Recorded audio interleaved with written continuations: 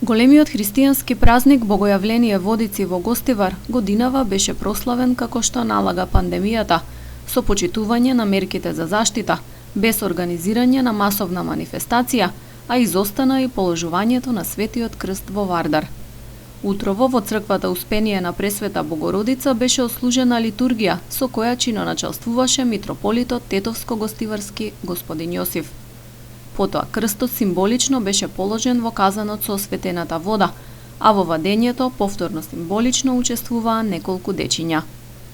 Од Организацијскиот одбор за прослава на Водици во Гостивар се задоволни што, иако на поинаков начин, традицијата не се прекина, а празникот повторно донесе голема радост меѓу верниците. Прво, од името на Организациониот одбор Богојавление Гостивар, сакам да им го честитам на сите православни христијани овој голем христијански празник. Бог се јави. Како што гледате, ова година не сме на мостот, не сме на Кео на Вадар, каде што претходните години собираме многу народ, 3 до 4 луѓе, и тоа ова година ќе беше многу лошо по нивното здравје.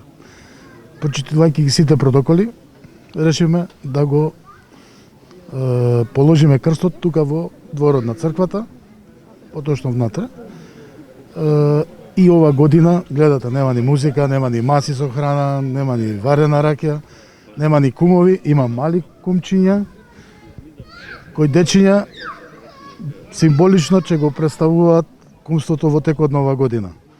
Се речеме на дечиња затоа што тие се нашата иднина, тие ќе треба утре да ја продолжат ова убава традиција што имаме до сега. Како што гледате, сите протоколи се почитуваат, сите се на растојанија, сите се со маски, а и мислам дека и луѓето малку нивото на свеста им порасна после сите овие случаи што се случија. Ви благодарам многу.